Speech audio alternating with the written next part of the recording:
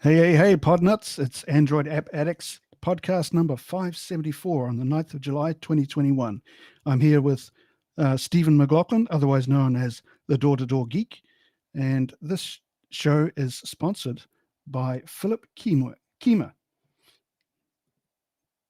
Excuse me a moment. Okay, sorry. Door, how are you doing? Hey, Ivor, I'm doing okay. I'm eager, anticipating. Tomorrow I have a COVID test at around 9 in the morning, and then first thing Monday morning I have my elbow surgery. And I just want this to be done with because after 18 months of constant pain and numbness, I need it to end. Yeah, well, it's been a huge hindrance to getting the podcast done. And must be some kind of a record because this is the second podcast in a row we've managed in months. So we're really looking forward to all the apps and hardware that is going on. Good to hear that you're getting your elbow fixed tomorrow. So we hopefully will be able to do a few more podcasts. Josh today, by the way, is with us. He will be joining us soon. He's just waiting for his wife to arrive so she can take care of Solomon while he does the podcast. So we're just going to wait for him to show up. When he shows up, at the moment I'm looking at his chair in his office, so he'll be here soon. Dor, got any news for us? Yeah. Just a really quick, just side tangent again. I made my boss shudder because I told him that my doctor said it could take me up to 6 weeks to recoup, and then I dramatic paused. And then I dramatic paused, and she said, "But more than likely, in like 3 or 4 days, you'll be fine." You can still sit at the microphone, though, I assume. I should be able to, is the logic. No, that should not stop me. Okay. Yeah. In the realm of my Android news, not a lot has changed. I will say, for the past week, my OnePlus has been seamless, perfect. The battery is still quite insane how well it works compared to every other phone I've ever had. So for that, I'm pretty happy. Oh, good. I've been looking at cell phones myself, actually new cell phones, as I mentioned last week before my laptop crashed and died. I've been looking for a new cell phone, and you made a suggestion for a Nokia. So I had a closer look at some of the Nokia brands, some of the better brands. Someone I know has had a lower sort of cheaper model Nokia, and they weren't very impressed with it, which initially put me off. But I've been doing a bit more look into it, and I've been persuaded by the Nokia 7.2, which is a mid-ranger. The thing about Nokias that I seem to read in the reviews, though, is that they don't have very good cameras as you would normally expect them to be, being Nokia. The cameras should be a lot better than they actually are, according to a lot of reviewers. Maybe that's because some reviewers have higher expectations. But with me, I don't really take a lot of photos. Actually, the best camera I had was on my Huawei, which I gave to my wife because she was taking a lot more photos than me on a camera that really wasn't very good. So I just gave her my Huawei Mate 20 Pro, which had an excellent camera, but it's Huawei. But so I'm been looking at getting a Nokia 7.2. Of course, having huge problems trying to find one that's actually I can source inside the country rather than having to be sent from overseas.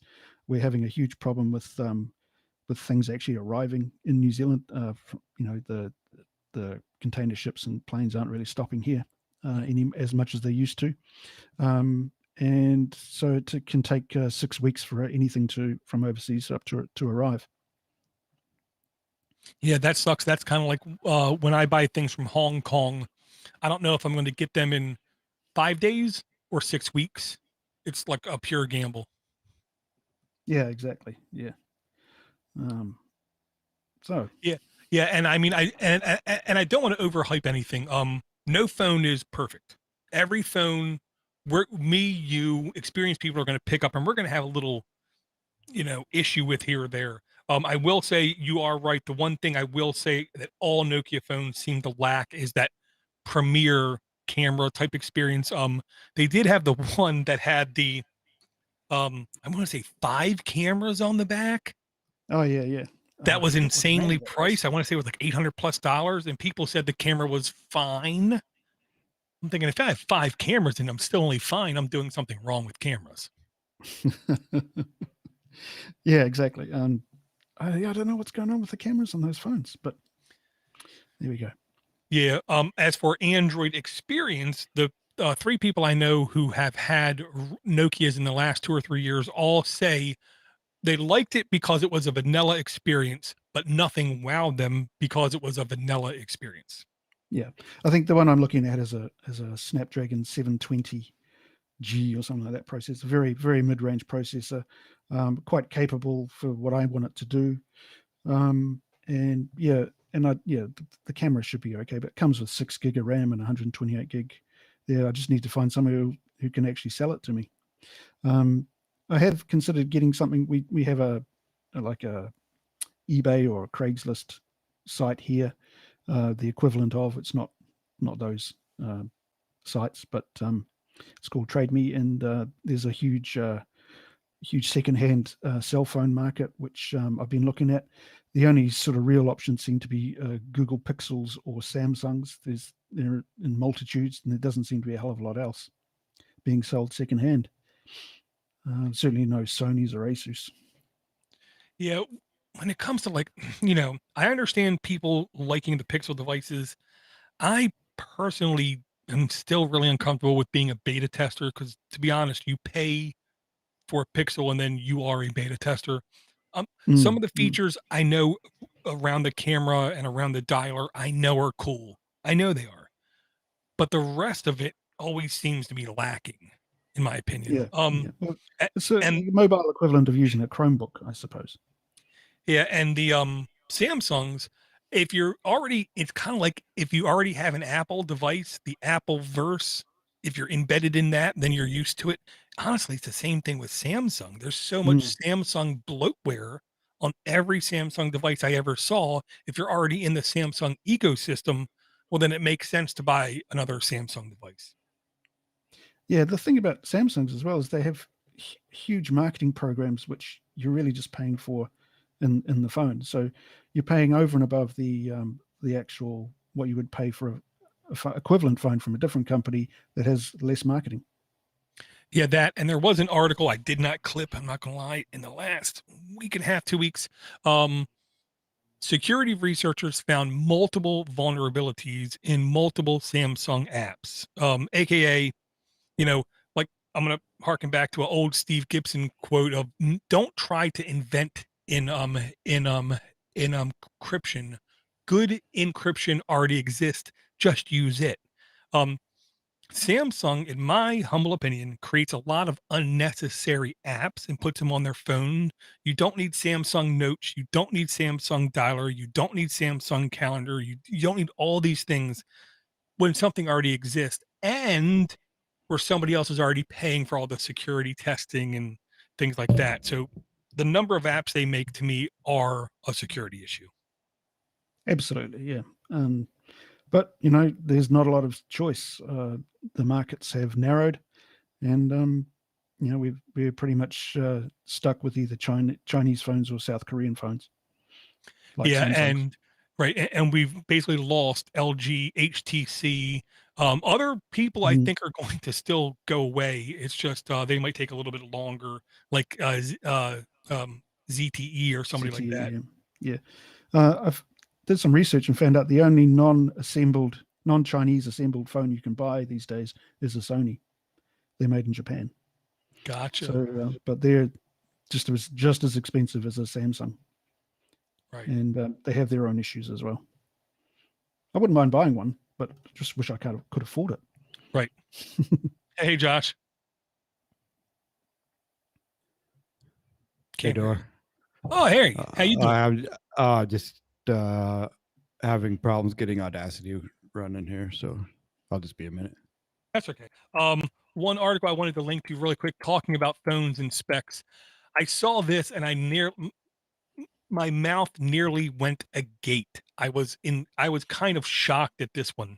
And they Qualcomm and Asus have made an agreement to make their, in air quote, ultimate phone. Now, it's really easy to say you have an ultimate phone.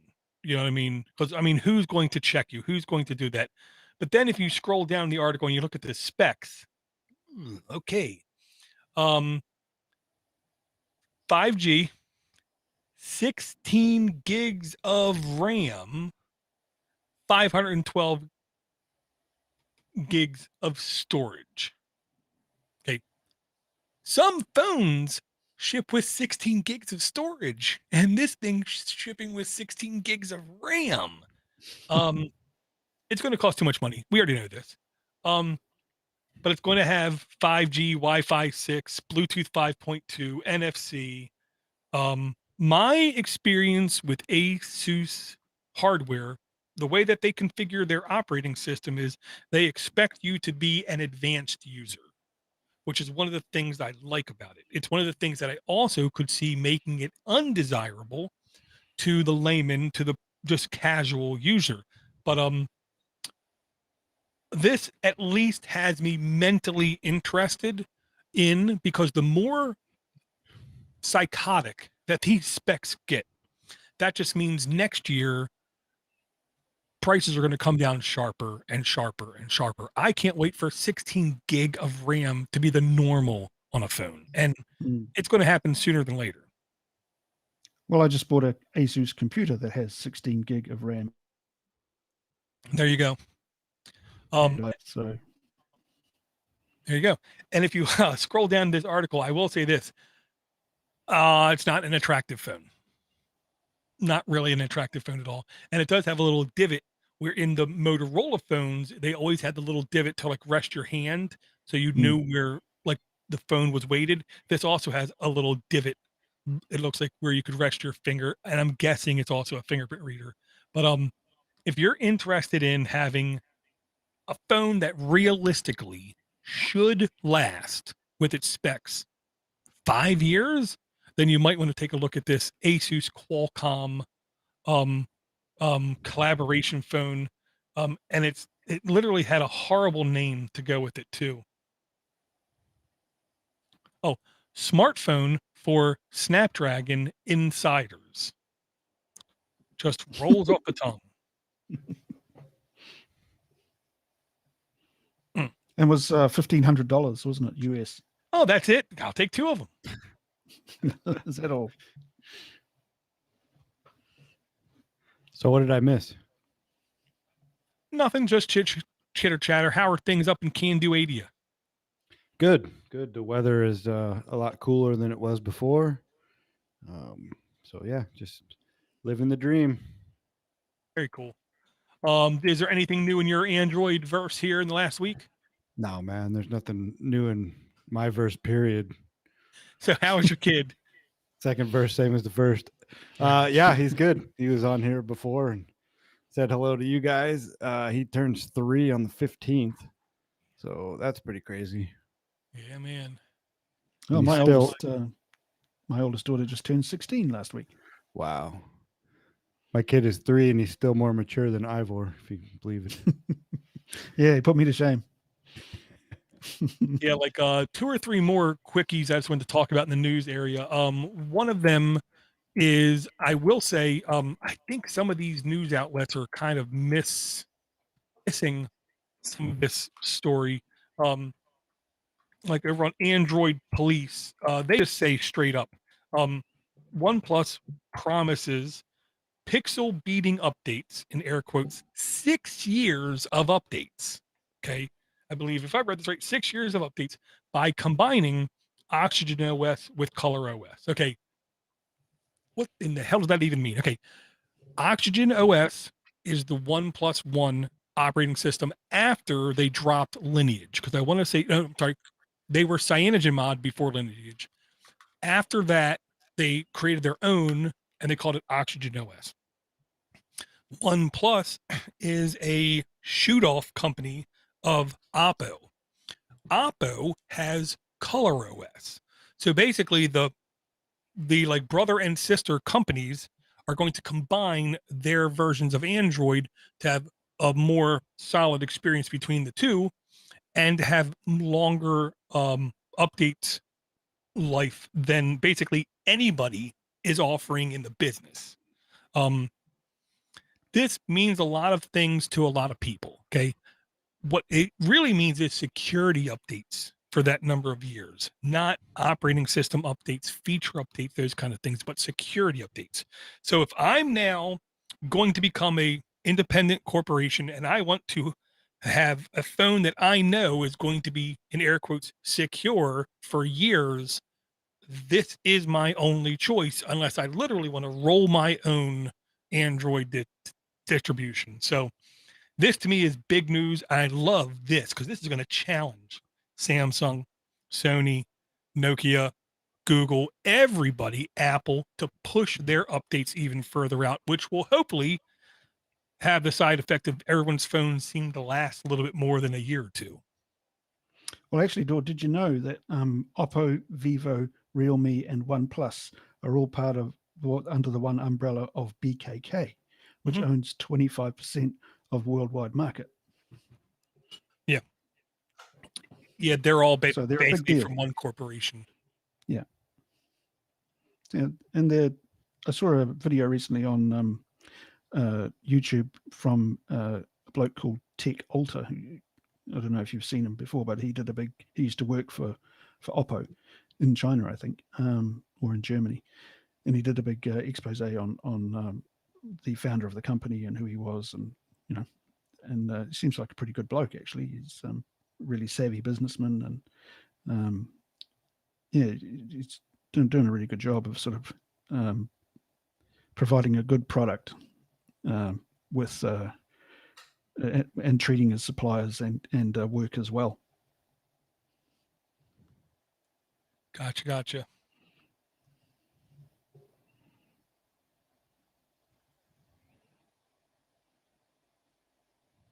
We shouldn't all talk at once like this.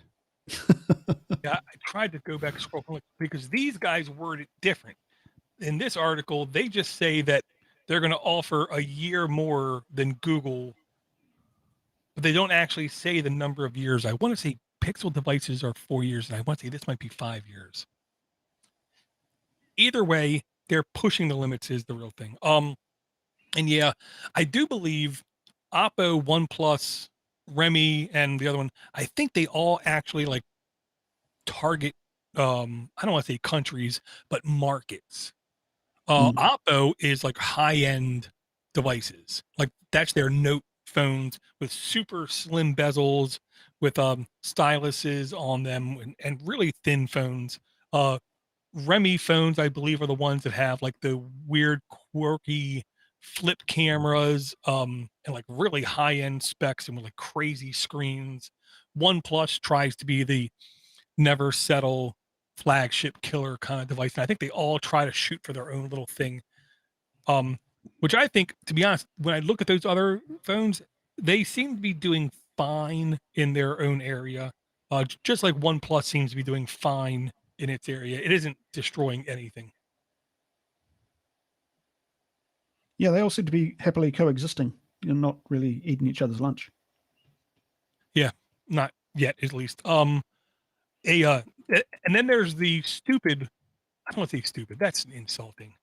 Then the one-off thing that I would have never seen coming, but Vivo is another manufacturer that just put a patent in, and the patent is for a phone with a built-in drone.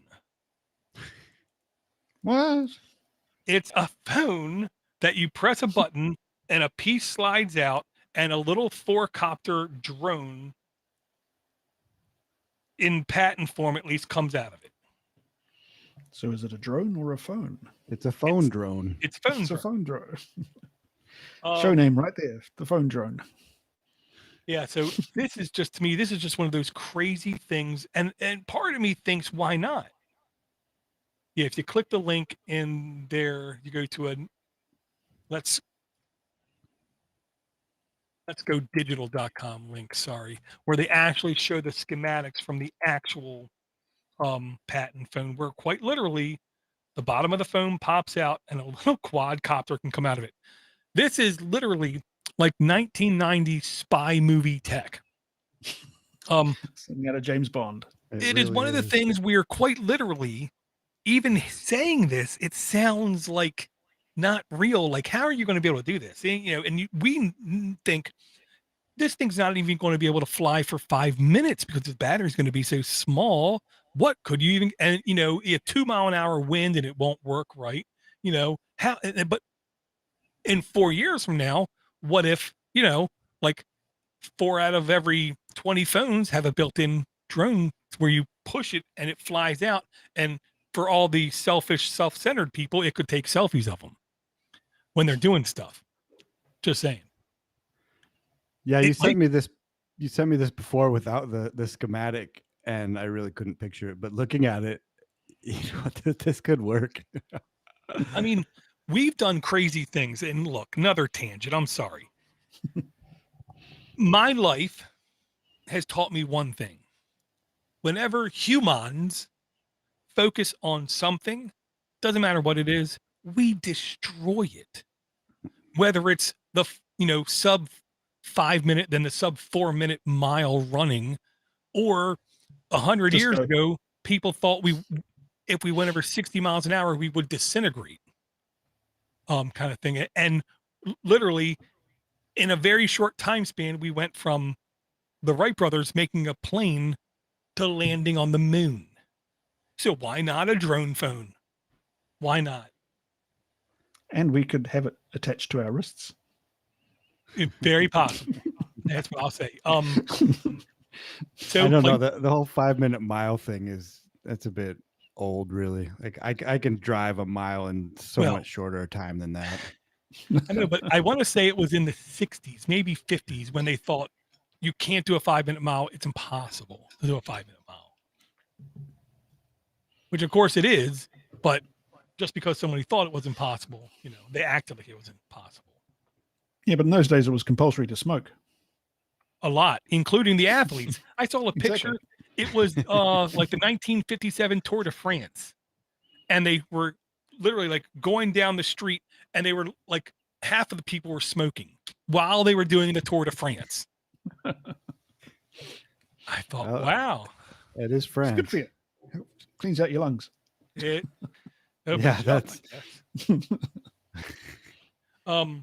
Okay, one more like news article, and it's going to be a quickie.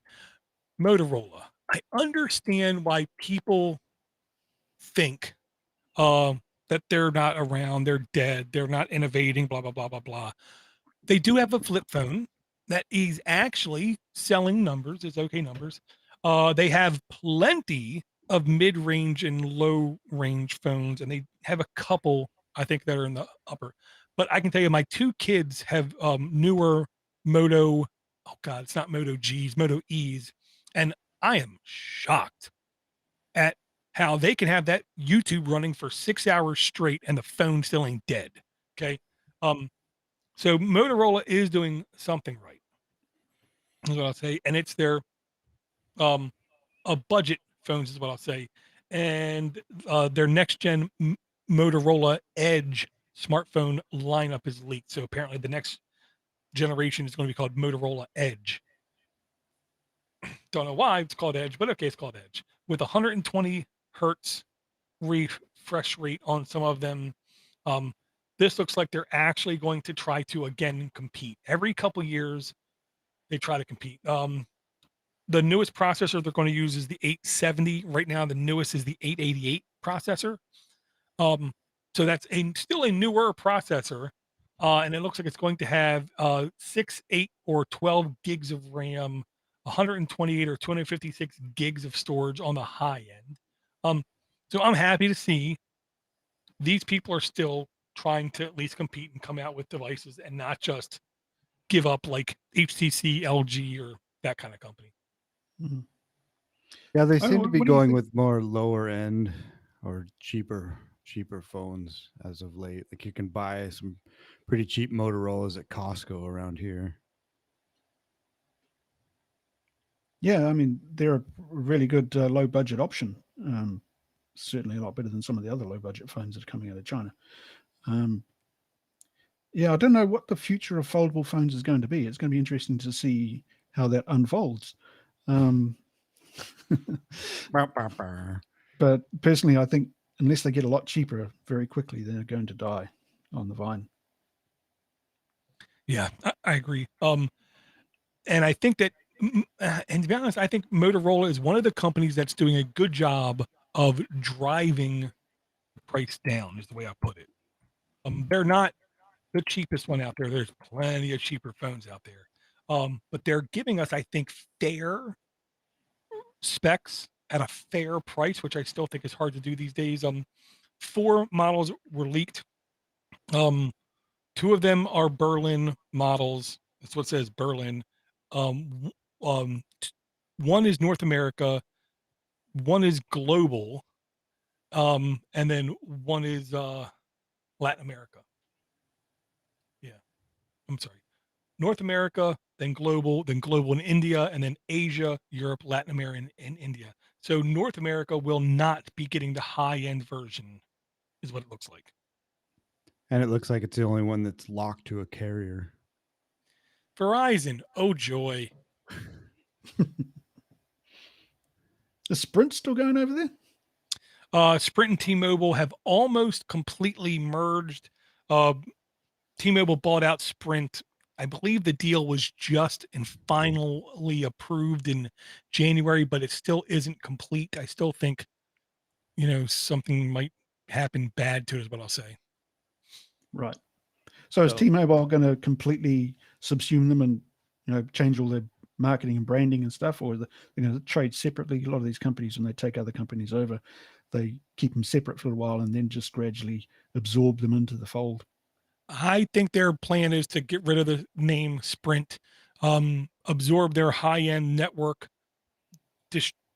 destroy their low-end network, forget about it, and try to turn extra spectrum into NVMe to where we can have I'm trying to remember the one that you mentioned last week, Josh. Oh, Boost? Boost.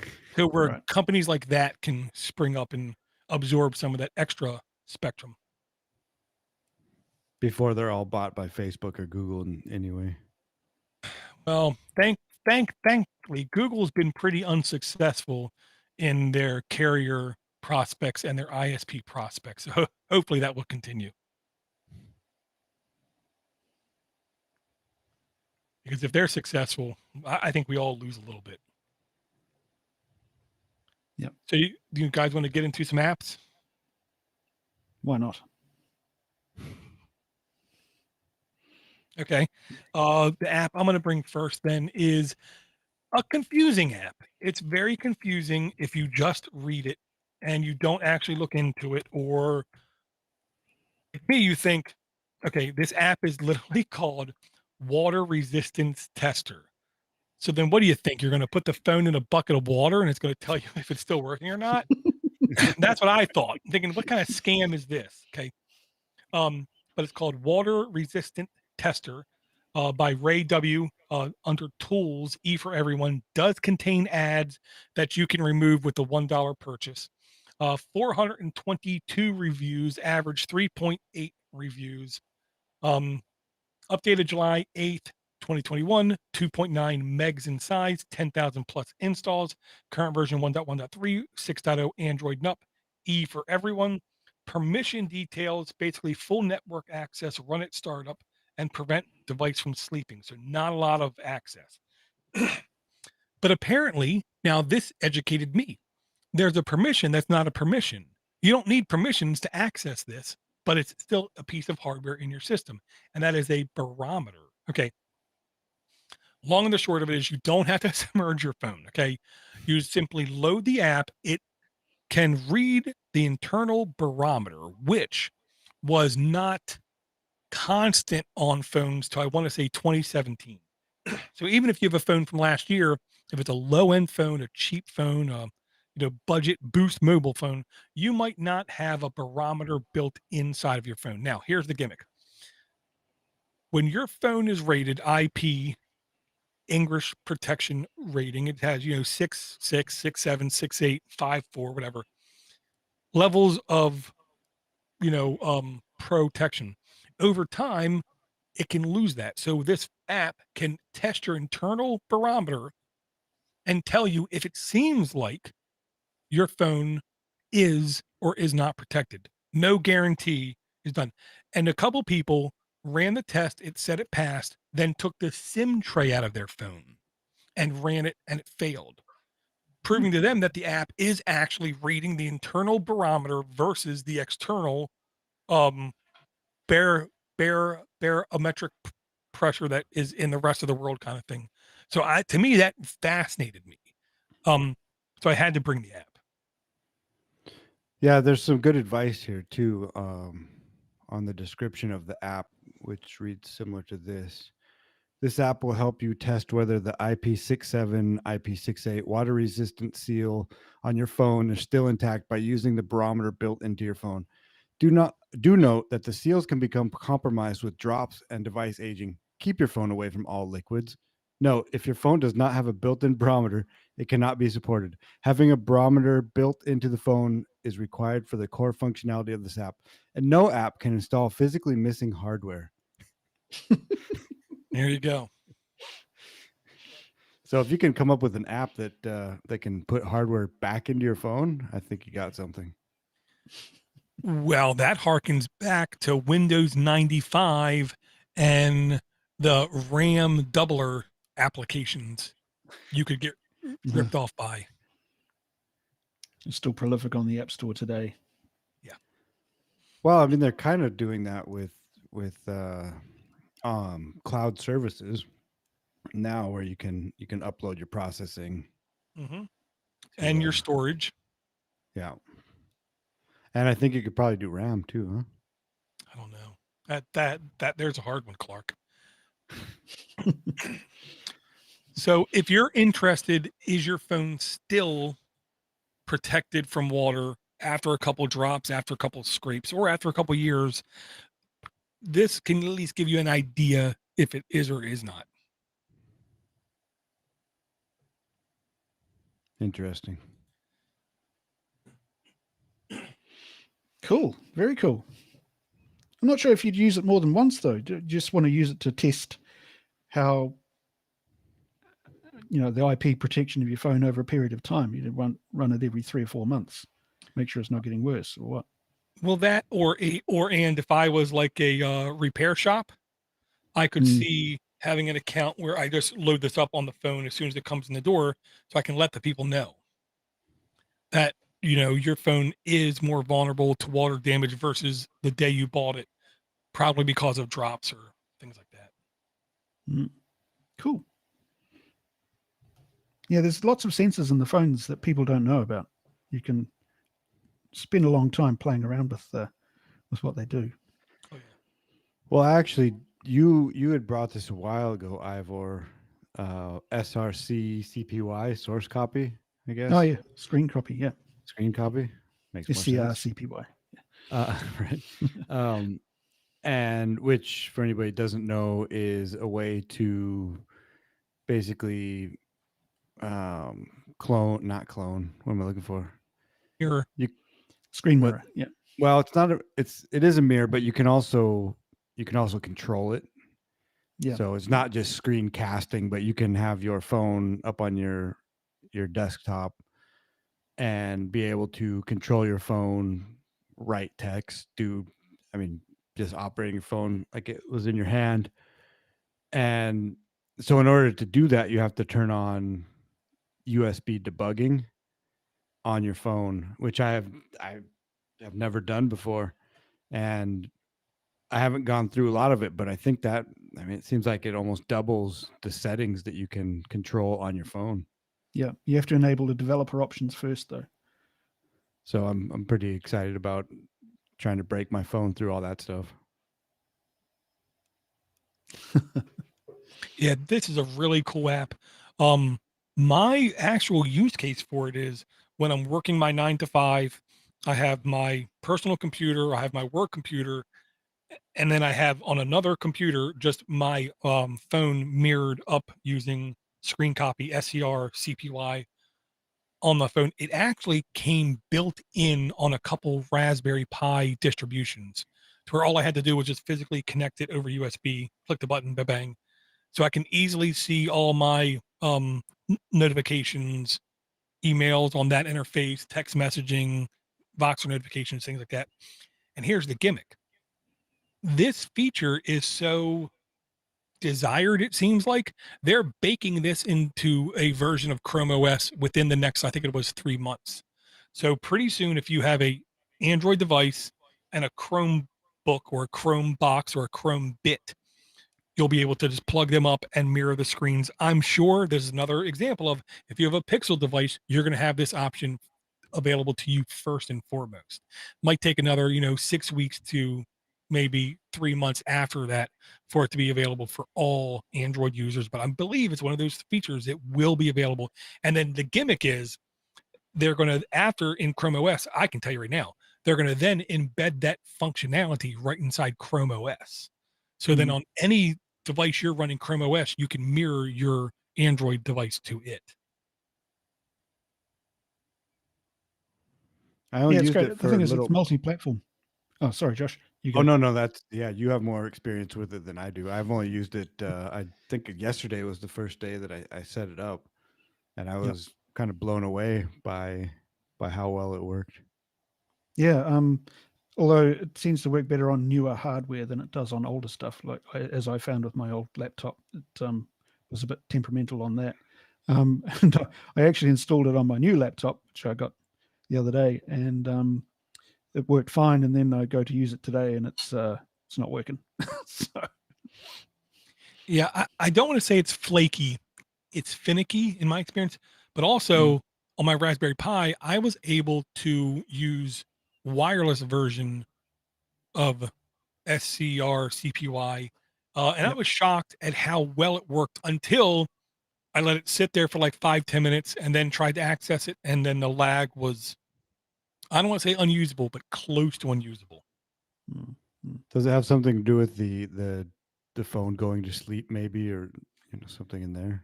I don't know. I mean, I have my Kin Screen app running to where I can just, in the notification screen says, don't sleep ever. And I always do that. And I don't know. It might have been my Raspberry Pi. It might have been screen copy. It might have been my phone. It's hard to probably say. the battery optimizations on your phone. They tend to ignore what you tell them to do, even if you turn them off. So, yeah, depending on what phone you've got, they can be quite aggressive in shutting apps down in the background. Yeah, my phone loves to do it. It basically just sticks its middle finger up at me when I try to let something optimize, or turn off the battery optimization. Yeah, Huawei's famous for that. Yeah, I've got the Twilight app, which I think we brought a while ago, but it's basically just it's a blue screen filter for at night, sort of kind of mellows out the screen a little bit. And so I set it to go, 8:00 or whatever time at night to turn on. And sometimes it'll go for a week and realize that it hasn't even been turning on because it just shut it down. It doesn't shut it down. Yeah. A lot like Microsoft in that respect. They tell you what you're going to do rather than what you want to do. Or like Apple. Yeah. So do you have an app there, Ivor? I sure do. I thought I would go on a musical journey today, if that's okay with you guys. Great. So the app I'm bringing you is called Guitar Tuner, and I'll just put it in the chat now. Now I say tuner, but you guys would say tuner. So Guitar Tuner, and you see on the icon there, it's the shape of a tuna fin. It's quite a visually impressive app, so I thought I might try and share my screen with you to show you how it works, if that's okay. So if you just give me a minute. How are you sharing your screen? I'm using AnyDesk because I can't use screen copy. Hang on a second. There we go. All right. Can you see it there? Nope. Oh, popping up. Yep. Okay. You got it there. Okay. So Guitar Tuner. Let's open that up. Now, when you're starting out learning guitar, as I've been trying to get back to my guitar playing, the worst thing you can have is an out of tune guitar. And you need to really know how to tune your guitar. And it can be quite difficult when you're first starting out to recognize whether your guitar's in tune or not. So what Guitar Tuner does is basically lets you, tells you if your strings are in or out of tune. The other things it does, before we get into that, is it has these tools here. It has a metronome and a chord library. So with your metronome, you can set it to a certain number of beats and it will tap away. If we go back, we go into the chord library, it will show you all the major and minor chords, the finger diagrams for them. So, you can look up whatever chord it is you want to find. So that's very handy if you're just starting out with your learning. This also has games. You can learn chords. Good for younger people if they want to sort of gamify their learning experience. I would mention that it's not a free app. Well, you get a certain amount of stuff free. Like you get 4 basic chords in here, and you can try those out. And you can, you can practice playing games. You can progress all the way through until you get to the unlock point where you have to pay money to learn. But it's a good way to start off. So I've got an out of tune guitar here. Some people would say that's the only kind of guitar that I've ever played. By the way, that chord that you just played on there was the first chord to Wish You Were Here. Oh, right. Okay. All right. So what I'm going to do is just pluck the first string here. And what it does is it recognizes whether that's in tune or not. So I'm going to take it out of tune. Try it again. And it's gone down to E. So let's try it one more. So it's saying that it's too high. So I need to go down. You see there's a little thing there that tells you whereabouts it is on the scale. And now I'm too low. And eventually you play this little game until you're in tune. There we go. Now go into the next screen. Okay, that's cool. That is cool. It's too high. Let's go down. There we go. And so on and so forth. Until you can have a bit of confidence that your guitar is actually in tune and you're playing all the right notes. It's linked in with Musician, which is another subscription app. So you can go for that if you want to spend some money. Musician's kind of a very popular one. And if you do that, you can get some songs as well. But for someone who's just starting out, who wants to learn how to play guitar, it's a really good app to get started with. Yeah, this is crazy. There's it has an average of 4.8 reviews out of 1.9 million. Well, it has 50 million plus installs. Yeah, it's quite a popular. There are lots of guitar apps on the Play Store. Some of them, a lot of them probably free, and maybe a bit better, and which without being linked into other apps. But I found this one to be the best one for me so far. Well, you said this connects with Musician. This is put out by Musician, so I can't blame a company for putting out a free product that then they deep link to something that is a paid service, especially if the free thing is worth the download. And if I wanted to learn, this looks like an easy way to at least get a lot of basics down and to actually have a correctly tuned guitar. Yeah, it looks like a fun way to do it as well.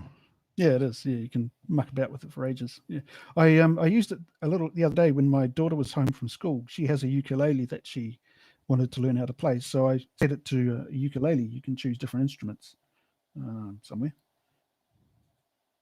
I think. Oh no, yeah, it says that there's ukulele. There we go. And so you can go into tune ukulele if you want. No, maybe you can't. Yeah, there you go. Yeah, there it is. Cool. No, you're just going to sign up for the pro version. Yeah, I did use it for her. Anyway, and she had a great time following the exercises on the ukulele. We might even have a jam session together sometime. Nice. Very cool. And that's my app. Well, I think you're going to take the cake of the most useful app, at least so far. Yeah, I would imagine the most downloaded app as well. Yeah, probably. Well, I can definitely tell you guys, I think I'm in line for the most useless app, but maybe the one that most of our listeners can actually use. That's an easy thing. This is literally called Amazon AR Player. Who doesn't buy stuff from Amazon? Raise your hand. Okay. Thank you. You're like the only one. I hate Amazon. I do not have Amazon Prime, but every now and then it seems like I have no choice. I have to buy something from them just because. Amazon AR Player from Amazon Mobile LLC Entertainment, E for everyone, completely free to download, no in-app ads, no in-app purchases, 95 reviews, average 2.1. Some of them are from people like Ivor. Updated November 25th, 2020, 24 megs in size, 10,000 plus installs. Current version 1.8 requires 8.0 Android and up. So it is a newer Android, but not new. Permissions, it's Amazon. It wants access to everything, maybe except your bank account. But what this basically does is it turns your Amazon box into an AR type experience. Hypothetically, you have a cat. The cat loves sitting in boxes. You can literally get an Amazon box, open it up, put it down there, let your cat sit in it, pull out your Amazon AR app, point it at the box, and it can turn the box into a car or a boat or other types of things, and then take a picture of it because, it's a pet and people like taking pictures of that. Wow, you Just are reading some of right. the reviews here. Oh, terrible. Yeah, you're If right. 0 stars were possible, that would be my rating. It doesn't work, period. It tells me to scan an image on my Amazon box that is not there. Thus, it will not scan. It's a royal pain to shut down and comes with absolutely no instructions whatsoever, all caps. I'm uninstalling. It didn't work. I'll say this. My wife orders from Amazon maybe 2 or 3 times a month. Maybe 1 out of 10 boxes that she orders has the appropriate QR code or images on them that work with this app. But my son has got some really cute pictures with his cat in boxes. Just saying. Well, it was last updated the 25th of November. So I wonder if they're just sort of letting it ride out. Gotcha. Well, Amazon has a new CEO, so maybe he can fix it. It has a website. Amazon AR Player. You're right, Dory. You did bring the most useless app. Thank you. I'm good at something. Although it's going to be better than any of my apps because I actually don't have any apps. I'm just here for witty banter. But we did get an email. We did. Good call. From Phil. And his email goes, "Hi, Door and AAA team.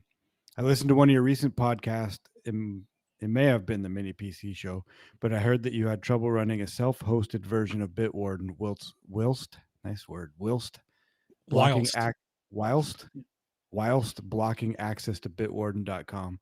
I have been running a Diet Pi install, thanks to your recommendation, on an old Dell Wise thin client, and have been using VaultWarden, formerly Bitwarden RS, renamed recently, since the last past terms of service change." Then he has a link to it. "Anyhow, I am not sure if this is how you installed Bitwarden on your network, but I have just blacklisted bitwarden.com on my OpenWRT router and can confirm that my client still syncs to my password database whilst not being able to access the Bitwarden site.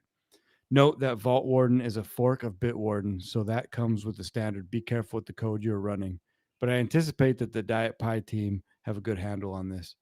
Anyhow, I just thought I would share my thoughts. Hopefully it is helpful. On a personal matter, I am sorry to hear that you have been unwell recently, and I hope you make a full recovery soon. Thank you for all the amazing content you deliver. You are an inspiration with the amount that you give of yourself, and you make the internet a great place to be. Cheers, Phil." Wow, that's one of the nicest emails I've read in a long time. Hell yeah. Thank you, Phil. It's the only email you've written in a long time. It's true. Honestly, it was like 3 months ago when I did this, and I think I had to black hole more than one domain. Because I did basically DNS. I watched my DNS queries, and I saw all the domains that one device was accessing, and I think I had to blacklist like 3 domains. Either way, thank you for confirming that I could be very wrong. 2 really quick, Diet Pie, man. Ooh. You can run it on VMs, you can run it on x86 hardware, but it makes its like glorious stance on Raspberry Pi type hardware, single board computers. Diet Pie is like the Star Trek verse of software where anybody can do it. You simply install it, and then first boot, it takes you through a wizard where you can install any amount of software from storage solutions, streaming solutions, network solutions, solutions, communication solutions, video surveillance solutions, printing solutions, 3D printing solutions, anything you can imagine that you could have running on a server is literally a one-click install on Diet Pie kind of thing. So to run Vault Warden on Diet Pie doesn't shock me at all. Diet Pie is the distribution you can run if you just want to play with something, or just load it in a VM, have it run in the background, and have it just work. Diet Pie just works is the way I'll put it. So I will try to check out Vault Warden again and do some DNS queries to see if I was wrong. If I can run it myself, I will probably then, at least since I can do a simple import from LastPass, give them the $10 and move on. But I will say, I was in Harrisonburg, Virginia last weekend, like 3.5 hours south, where I was seeing everything from beards down to belly buttons, marijuana leaf headband bandanas, lots of pickup trucks, and very spotty cell service. And when I went to log in, my LastPass warned that it was from an unknown IP address, which is a good feature. I can't lie. I'm not going to say it's worth all that money, but it's a good feature to block outside range of IP addresses from logging in to my LastPass. But I still got to get it off of LastPass. Yeah, I haven't used Diet Pie in a long time. But yeah, it looks like I'm just looking at all the features that it has, or the options that it has, and it's grown quite a bit. Piehole too now. Oh yeah. The only way I can put it is Diet Pie is insane. The amount of stuff you can just, without even thinking, just click install and have it just rock and roll. Well, what I liked about it as well is that the base Diet Pie image is tiny. Tiny, and I'll say it like this: it's also almost infinitely customizable. There's a simple text file that if you create the image, put it on the SD card, modify that text file, you don't even have to do anything. First boot, it will like configure the Wi-Fi, configure the password, change the username, change the password, install the software, configure the software, restore a backup, create a backup, do anything without you even touching it. The word Yeah, I think of is mature. This is a very mature software stack. well, and then you can have that. It's almost just like a script, and something happens, you just throw it on there and have the exact same setup that you had before. Oh yeah, it is very easy to back up, very easy to copy your stuff open, and it's the kind of thing where if you just look at all the software available, there's going to be something there that you think that you need, whether it is something like VNC, something like Kodi, something like Plex, Nextcloud, Transmission. It just keeps going on and on and on. Yeah, I know Rich was on this very early Diet Pie. remember him talking about this many years ago. Yeah, and they are very open and honest is the way I'll put it. You ping them on Twitter or another site, asking them about a piece of software or asking them is something going to be updated kind of thing. They will tell you very honestly, that's coming in the next version, or it isn't getting a lot of downloads, so it isn't a priority. We'll look at doing it in the future kind of thing. Which I definitely appreciate. Hey, Ivor, are you Hey. in the YouTube chat? Yep. I need some translations here from My brother's insanity. from Kiwi to English. So, and yeah, there's a chat for everyone who doesn't know in the YouTube channel when we're doing this live on Thursdays, and the only legitimate time zone 6 o'clock Pacific.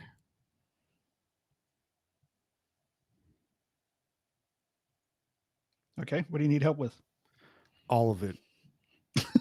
Does any of that make sense? The open sea. God, I wish I could had my nostrils fried in Parmesan. Parmesan cheese. Help me with this. My eyes are ceramic. Bazooka, round, and little Bighorn. Yeah, this is my brother's insanity. He likes doing this sort of thing. I don't understand it either. You'd have to talk to him. Okay, good. All right. Oh, I just thought maybe it was like Cockney or something. Kiwi Cockney. It's his unique sense of humor. Oh, that's humor. Oh, okay. Okay, a quick app mention here. I don't remember if I mentioned how Hangouts is dying. No matter what anybody says, it's inevitable. And then I proceeded with how many of us have paid for Hangouts. The answer is none. So they're killing Hangouts. But half of my Google Hangouts are now like forked. Some of them are on Google Voice, but then some of them are on this app that was completely new to me called Google Chat. And I believe Google Chat was a app that was only inside of the G Suite, which was then rebranded to Workspace, which then a lot of those components were released into the Freeverse. And I gotta say, I almost kind of like using this Google Chat versus Hangouts, except there's no more phone number connected to it. That's all in Google Voice. But kind of like the RCS text messaging in Android, how you can see the 3 dots when someone's typing. You have that available in Google Chat as well. So what I'm going to guess is Google Chat is one big step away from the Jabber-based Google Hangout, and a big step towards RCS, almost text messaging type of interface, yet on a desktop, a laptop, or a phone kind of thing. So I'll just say, don't be shocked if you have to download something else because your Google Hangouts stops working. More than likely, you're going to have to download Google Chat. Are you on Signal, Door? I was on Signal, yes. No, not anymore. Not right now, no. Is that because of the Bitcoin issue? No, it's because I hate text messaging. I hate text messaging with a passion. It means reading. Reading hurts my head. If I honestly, the email we got today, we got Tuesday. 5 times I sat down and I tried to read it, and I couldn't get through the email before thinking, I don't know what I'm reading. What did you just say? So visual text characters are not my thing. That's why I like doing the voice kind of chat thing whenever applicable. And Voxer is good for that. Yeah. It's good at something. But you can do it on Signal too. You can do voice chat on Signal. Yeah, Josh told me that about 8 months ago. I didn't know it was in there, but yeah, that's always good to have. I'll be your text to speech. Sure. Okay. I have another musical app if you want to try that one out. Sure. I promise not to play the guitar this time. Oh, that was playing. No, it wasn't really. No one's ever accused me of that. Okay, this app is called Chordify. And I will just, again, share my screen, show you what it's all about.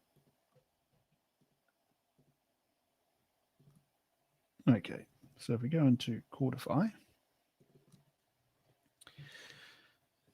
So once you've got your guitar in tune, you can look for songs that you want to learn how to play.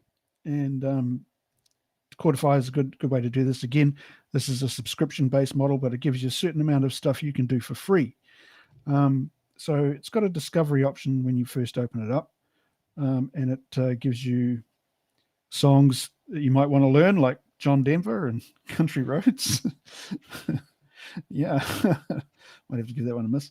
But then you can search for a song. So let's search for a song that we all know. And basically, what it takes all the videos from YouTube or elsewhere, and it will chordify them, which is basically show you how to play them on a chord diagram like that. And what we'll do is actually play the song from the YouTube clip while it goes through the chord diagram. Okay, Can you hear that? copyright. Yeah, it's all right. Fair use. So if you want to get the chords, or you can get the actual just the names of the chords, or you can get the view of the diagram, so where to put your fingers on the frets, and it will play the song while you're at it. You can, if you want to do something like slow down the tempo, you have to subscribe. There's a lot of stuff you find that you have to subscribe if you want to do it. You can change your instrument, piano or ukulele. You can get transposition. I think that's all a premium subscription. I think it's only like $5 a month. Yeah. But if you, sorry. So yeah, if you go back to that, then you've got other options as well. If you do get the premium subscription, you can export the things to a PDF so you can print it out, or a MIDI file, do it offline. There are all sorts of multiple versions of the same song as you saw before. You've got a library that gives you 3 songs per day if you're not subscribing. So you can learn 3 songs per day. And it gives you all those. So if there is really a song that you want to learn how to play, this is probably a really good app for you. Very cool. Yeah, I mean, I keep thinking if I was younger and had the patience, Yeah. because you can go to a pawn shop and get a guitar for a really fair price, is what I'll say. Yep. And actually learn something, and then I could be that annoying guy at the party playing Stairway to Heaven nonstop. Here's a counter to that, which I've never used, but someone in one of the reviews said if they had known about this one. It's called Chord AI. Mm-hmm. And they said, because they said they spent $45 on the Chordify premium subscription. So, and they seem to think that this one was better, which is pretty ridiculous that I would bring it without ever even looking at it. But here it is. I'm contributing. Well, competition's always good. It's good to have a free option as well. Well, this has in-app purchases, so I don't know what that is, but okay. I'd be interested if you gave it a try and brought it back next time to see how it compares. Yeah, okay. I'll give it a go. Well, and tangent, speaking about AI, did you see I want to say it was Dutch. A Dutch guy made an AI algorithm that when looking at the footage of the government people in like a Congress kind of thing where they're all sitting there. He trained an AI algorithm to spot who's staring at their phone and how long are they staring at their phone while they're supposed to be doing work. Nice. I thought that was fantastic. You're really into this Dutch thing, aren't you? Because that drone phone, that link that you sent looks like it's in Dutch as well. Well, I'll just say there is a guy who is very active on Discord. I believe if he's not Dutch, he's Belgium. Or You could say Door's gone double Dutch. double Dutch. Maybe the Copenhagen thingy again. Denmark, Danish. Yeah. Well, he's one of them, I think. So he keeps putting links in there that I find interesting. I can't lie. Okay, tangent. Did you guys? I don't know how popular this is now. You, Josh, are the person who I think should have heard of this show before. Homes on Homes. Oh, it's a great show. I've seen it. Yeah, Mike Holmes. Yeah, Mike Holmes. Okay. The Unbelievable seems like the classiest guy when it comes to construction, renovation kind of thing that I've ever seen on TV, next to Bob Vila, who seems unbelievably nice too, kind of thing. But Holmes is Canadian, so I guess you'll have that. He's doing a new show that I can't get on any television channel I subscribe to, and my wife subscribes to every possible thing that she could subscribe to through the cable package, aka we pay like $300 a month, not counting the internet, just for all the channels.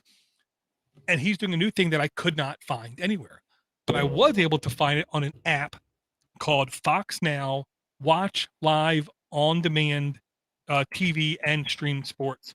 Basically, you just load the app, create a fake account, give it a junk email address, whatever.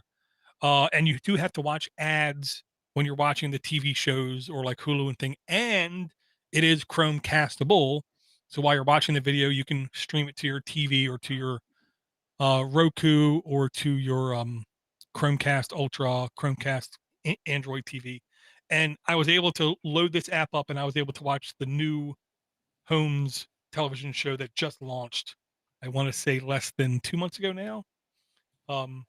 It's him and his kids. His kids are now like 30 kind of thing, where they're basically, doing the right thing, fixing people's mess ups, showing people what to look out for, and just overall being just a genuine nice guy. It used to be on TV here. We used to watch it here years and years ago. I didn't realize he was still going, which is good. He must be, 60 now? 70? He still looks good for his age. I'll say that. No. Yeah. And again, it's Fox Now, Watch Live, and on-demand TV and streaming sports from Fox Broadcasting Company. E for entertainment, T for teen, does contain ads. Of course it contains ads. It's Fox. No in-app purchase, free to download, 82,000 reviews, 3.5 average reviews, updated July 8th, 2021, varies with device and size, 10 million plus downloads. Permissions, it's Fox. Phone, device, storage, location, Wi-Fi, photos, other.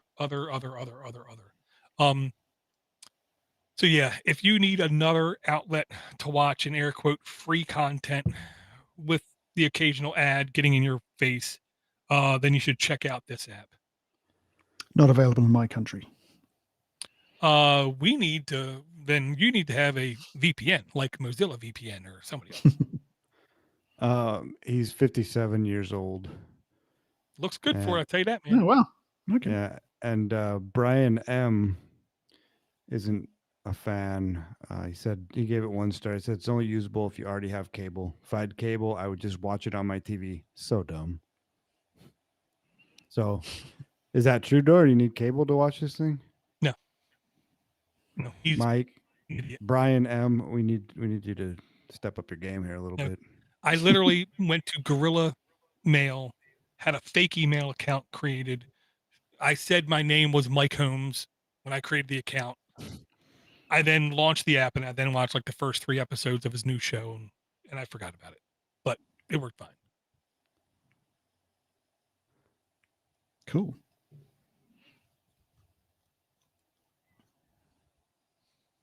Do you have any more apps, Ivor? Yeah, I've got one. This is not a musical one. This is a news option.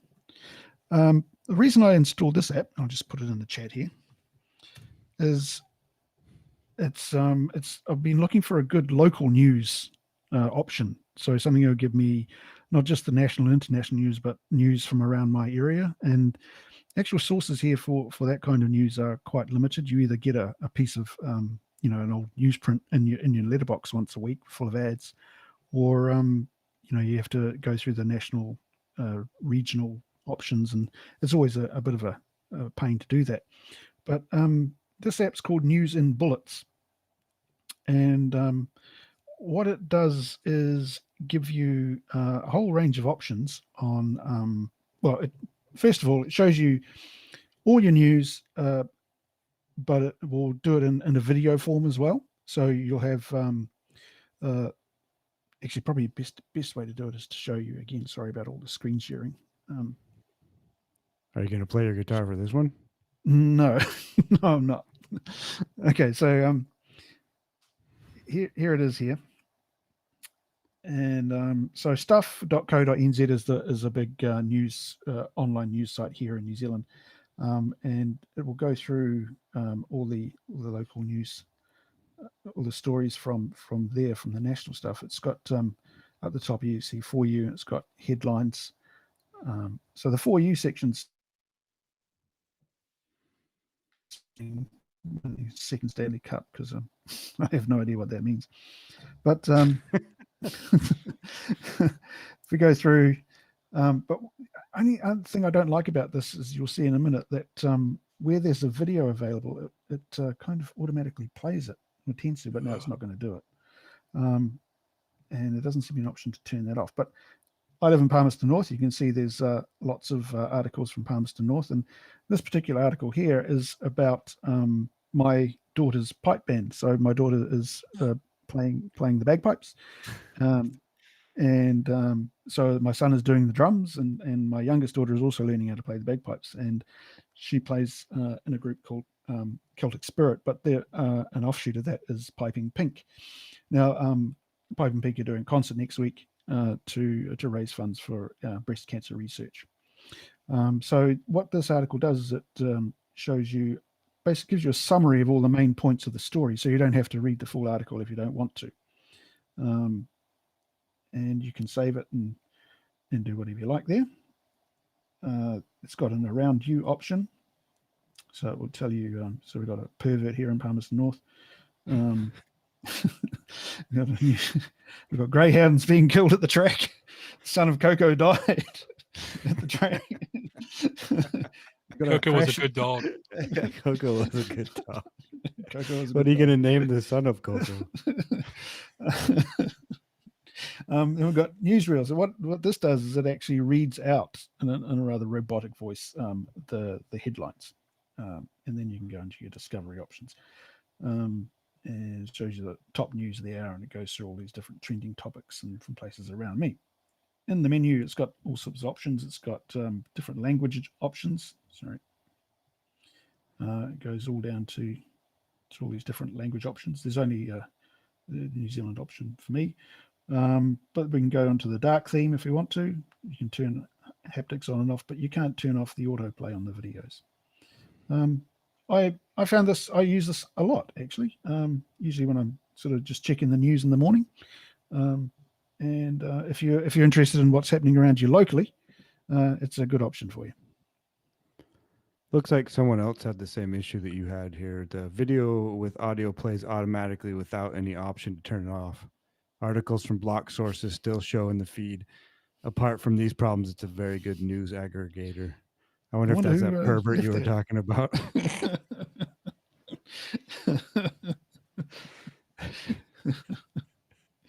The other thing you can do is if you click on it, click on the three dots, you can save the articles or share them, or tell it whether you do or don't like it.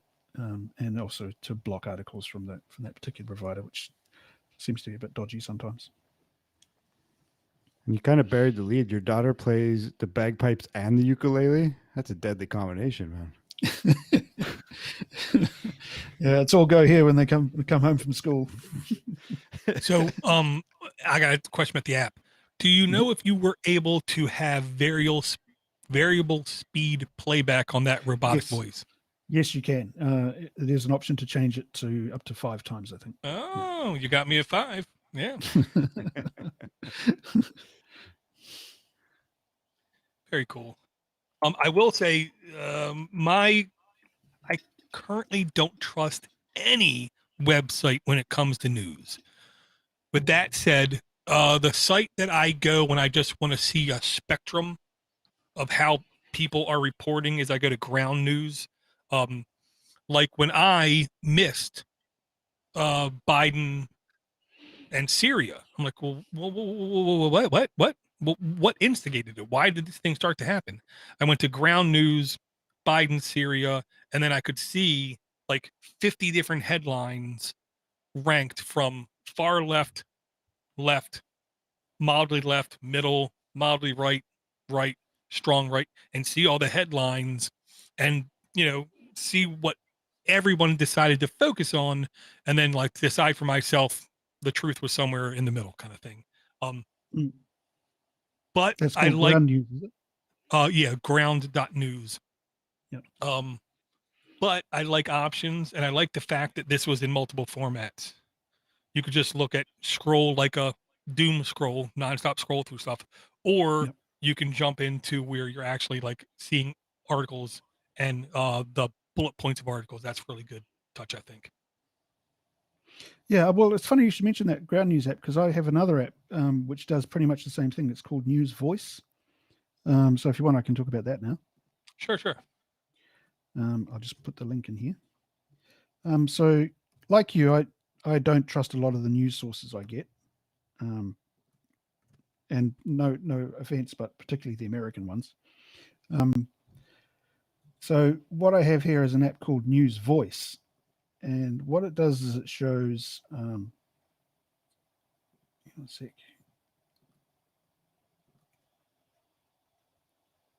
It shows basically a whole bunch of articles, but it shows what sources they're from and what sources are covering them. So we can see this one.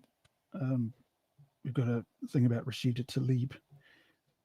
And so it provides first a summary of the story. And these summaries are provided by users of the app.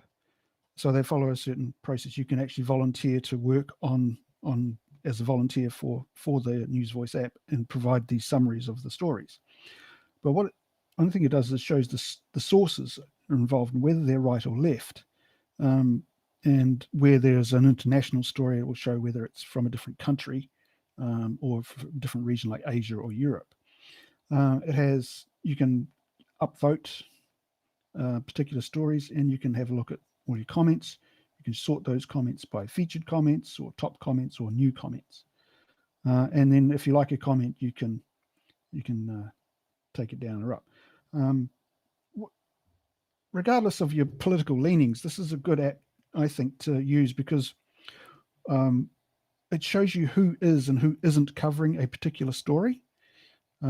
So you can see whether a story is being only covered by right-wing leaning outlets or whether it's only being covered by left-wing, whether it's got international coverage. And of course, you should never read the comments, but if you do like making comments or getting into comments around stories, then you can. So there's an option for you to do that. I'm not sure what the moderation on that is like. It gives you little badges and things, but you can sign up and give your name and details and all that sort of stuff and volunteer to work on moderating and stuff like that. But I don't. I just observe. And that's it. Gotcha. Yeah, very cool. I'll say if you listen to any news source and you don't disagree with them, you need to listen to another news source. Confirmation bias is an extremely strong thing. And if you listen to anything that you don't disagree with, They will then be able to tell you anything they want to tell you, and you'll just go along with it because Yep. that's the way it is. So listen to things that at least challenge your thinking and force you to once in a while go do a Google search to say, is this for real? What? Mm. Or But don't do a what I like Google about this, search. it Use tells a you diff- the bias of the outlet that you're using it from. Sorry, Josh. Oh no, that's okay. But I don't buy into that either. Like the whole left or right, the biased. I've been using. It might have been that ground news, and it's all the same garbage. So, Mhm. I mean, Dor said to Google something. I would say don't Google something. I would say use other search engines as well, and Yes. you can tell Well, how a story is being aggregated that way also, and I was don't using it just more as a verb. right. Oh, I understand, but not everyone's as smart as Ivor. And so, yeah, I would say that get yourself uncomfortable, make yourself uncomfortable. Listen to something that is completely outside of your thought process or the way that you think things are. So I should And listen to just, Backstreet Boys. well, I was thinking more in sync for you, but Oh, whatever floats your boat. true. Yeah, make yourself uncomfortable with the news. Try to find Mhm. something that other people, that's way off of your spectrum, and then the truth is probably somewhere in the middle. I agree. Absolutely. So you put one in the chat there, Josh? No, red is yeah. So yeah, I'll put that one in. This is one that came from the chat room. Thanks, Red. And he said this is the one that he uses for a news aggregator, and it's Newsbreak, local breaking stories and UK headlines by Particle Media Inc. News and magazines, and it has 4.2 average reviews out of 284,000. 10 million plus installs, updated Huh. July 8th, 2021. Requires Android 6 and up. Permissions. It looks like damn near everything.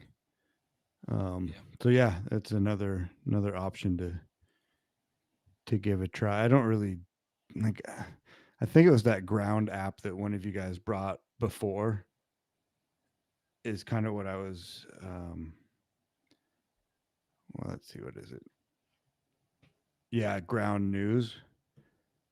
But it's really difficult to get anywhere without paying for that one, and I don't really feel like paying for it.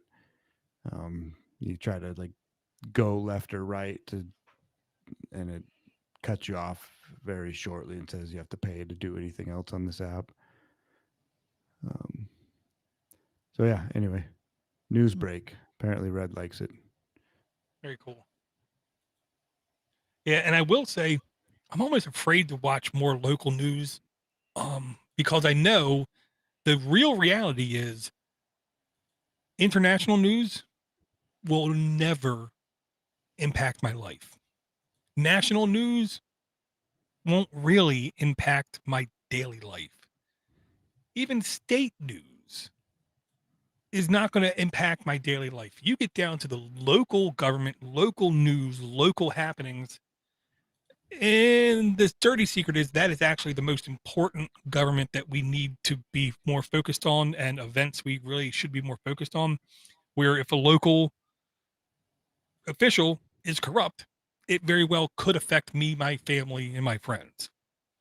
Where if Bill Clinton, I did not have that, it really didn't affect me, at all. So I'm always afraid to watch more local stuff because I'm just afraid of the amount of bad news. Well, you're right though. Like if more people got involved in local politics and cared more about local politics and not about who is going to be the next president of the United States, as if it matters who's in the office, and started, running for school boards and city councils and town councils and things like that. You sort of have to start at the bottom if you actually want to see any sort of change. Yeah, absolutely agree. Before we get too offensive to local officials in your area, and my area, this app I had to bring only because I don't believe I've heard anybody talk about this, on a mobile platform at all. I've heard of people in desktop communities and environments playing with this. This is called Quad 9 Connect, early access from Quad 9. It's under Tools E for everyone. It is in development. It might be unstable. This app might not be available for all devices. No in-app purchases, no in-app ads, completely free to download. Updated June 10th, 2021. Size varies with device, 10,000 plus installs. Everything varies with device. Content rating E for everyone. It needs access to photos, storage. I'm not sure why it needs that, but other as well. The long and the short of it is, security is like onions, and there's all kinds of layers you can do. Okay. You can do VPNs. You can do, look, technically incognito mode does something. Doesn't do much, but you technically could run incognito mode. You technically could run a VPN. You technically could do all these kinds of things. You could run Tor, the onion router thing on your network.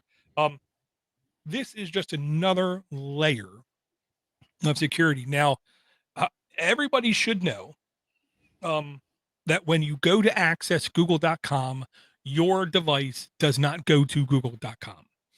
Your device does what's called a DNS, domain name query search, to say, where is google.com? And it really is, where's the closest google.com to me? And it will say, oh, that's at 245.15.16.85. And then your phone goes to that address, or your device goes to that address. Quad 9 is the next generation, in air quotes, secure DNS request. Even if you are on a lot of secure platforms, when you ask for an address, that is in complete clear transmission. So even if you're using Tor, even if you're using these tools in VPN mode kind of thing, people can still see your DNS request. So to be completely secure, you really need an encrypted DNS as well. And this is a way that you can get it. Quad 9 is the kind of thing where I really do hope in less than 2 years, this will be the standard. This will be the norm. This will be what everything is configured to use, this type of technology. But as of right now, we're still in beta. I've been looking on my phone. I thought I had this app from a long time ago. Maybe I just set my DNS to Quad 9, but I thought I had this app, but I guess not.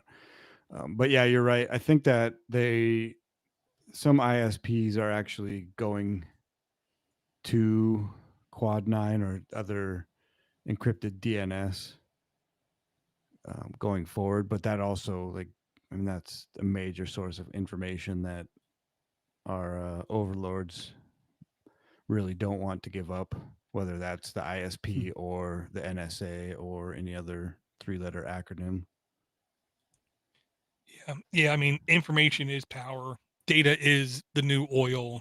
All those sayings have some truth to them. And to be secure, to control your fate, to actually control your data, it still requires a bit of work.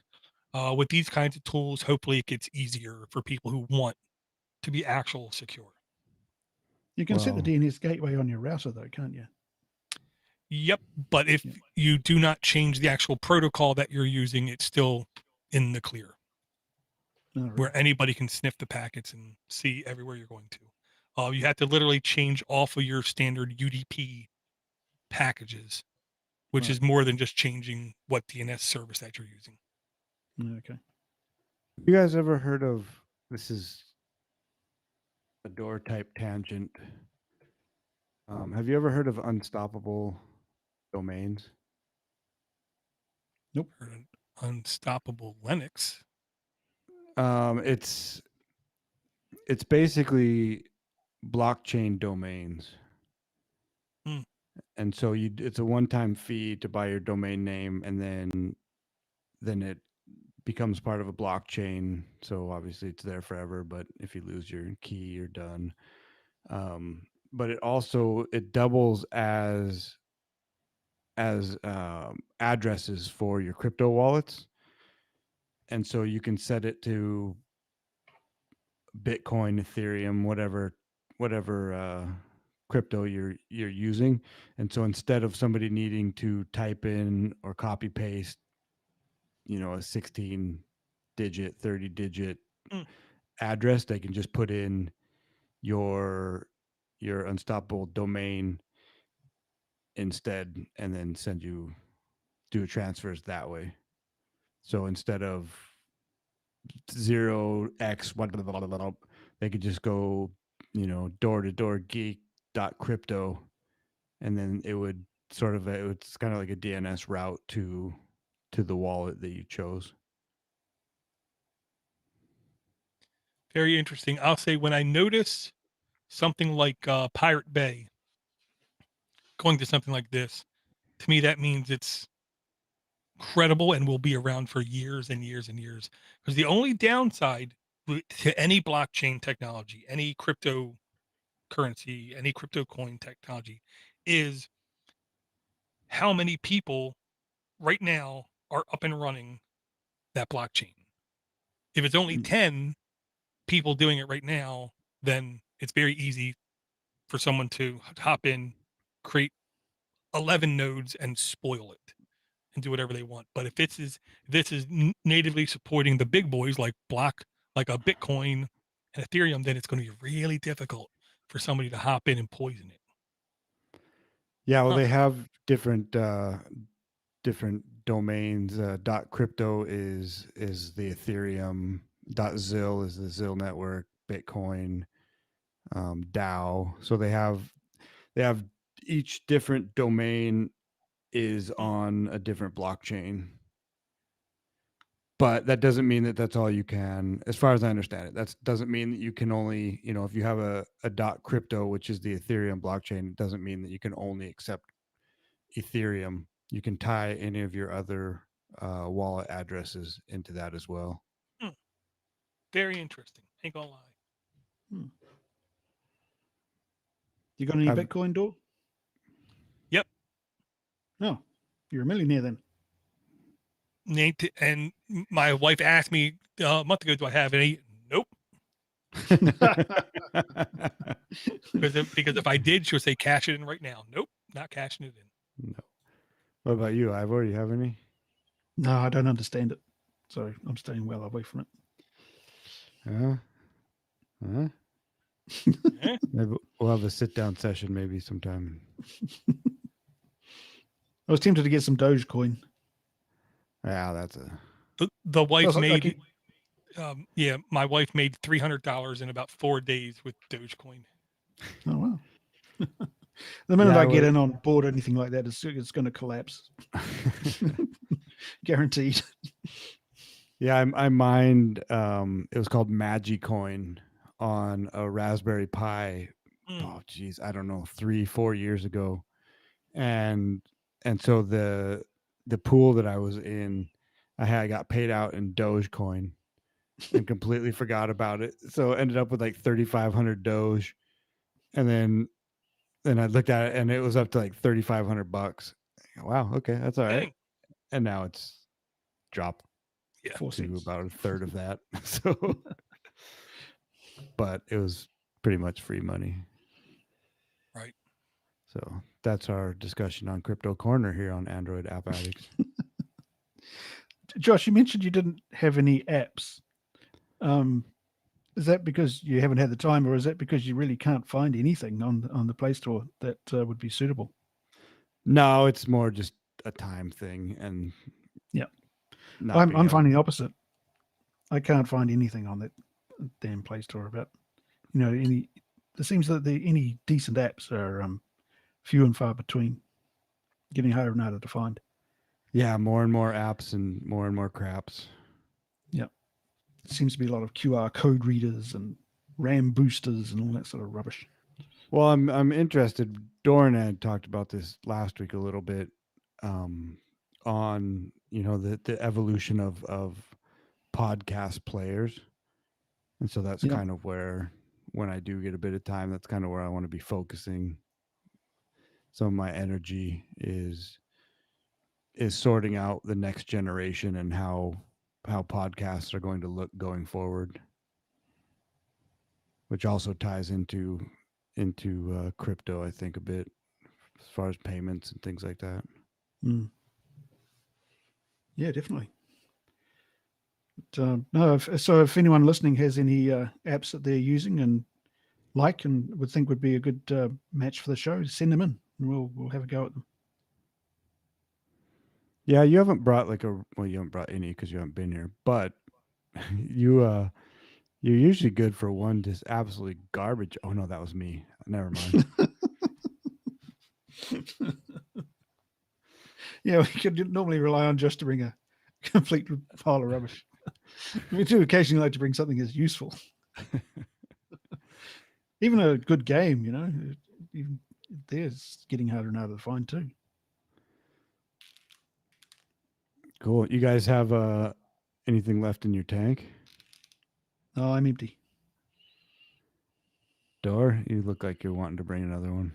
What I will bring is this F-Droid app, only because I would like F-Droid to get at least a little bit more traction. This is called Infinity for Reddit. And the description says, Infinity is a beautiful, feature-rich app that offers smooth Reddit browsing experience. It's completely free, adless, so you can browse Reddit without interruptions or distractions. Built by a passionate university student. Infinity is open source. Please check out support. Blah blah blah. Basically, there's a lot of different Reddit applications out there. I will never use the official Reddit application. It sucks. It's horrible. It's ad laden, and it's like the features in it I find are extremely lacking compared to almost every other Reddit application. Relay is still my go-to. Because it has a memory. If I've seen a posting, if I hit a button, it will swipe away everything I've already seen. So I like that. But this was a pretty good app, is what I'm gonna say. My like one complaint is when we go to F-Droid, I wish the screenshots were up higher in the description and not by the very bottom. Some people want to see screenshots first, I think. Fair enough too. You can tell a Yeah. lot from just a quick look. Yeah, certainly. It should be up there. You want your hero image at the top. And then I like the idiocracy here, lazy mode. Automatic scrolling of posts enables you to enjoy amazing content without moving your thumb. Yeah. And then I'm going to bring one, what I consider to be a higher end game. And I do believe this was successful on other platforms. This is called Iris and the Giant. This is a hard game to describe, is what I'm going to say.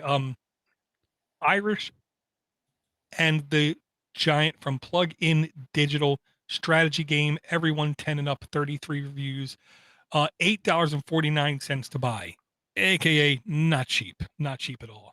But no in-app ads, no in-app purchases. 3.8 average reviews. It is eligible for the family library, updated November 3rd, 2020. 173 megs in size, 100 plus installs. Current version 1.1.6, 6.0 Android and up. It basically just needs network access, to which I think is a very reasonable thing to do. And this is the game where I almost pulled the trigger after watching a YouTube like video on actual gameplay. It's a puzzle strategy game, is the way that I like to describe it. It definitely looks cool, definitely looks fun, and I tried to talk my kid into wanting it, but he wouldn't go for it. So I just thought it was cool. It does look cool. $10.99 here, and a lot of 1-star reviews here at the end. A lot of people are saying it's broken. $12, yeah, it's $11.99 here. It's Your money it's quite sucks. expensive.